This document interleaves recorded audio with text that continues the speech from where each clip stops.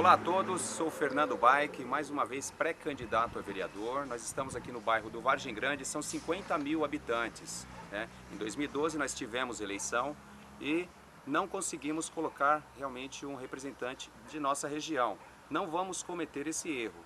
Esse ano é ano eleitoral e nós temos a oportunidade de eleger pessoas de nossa região.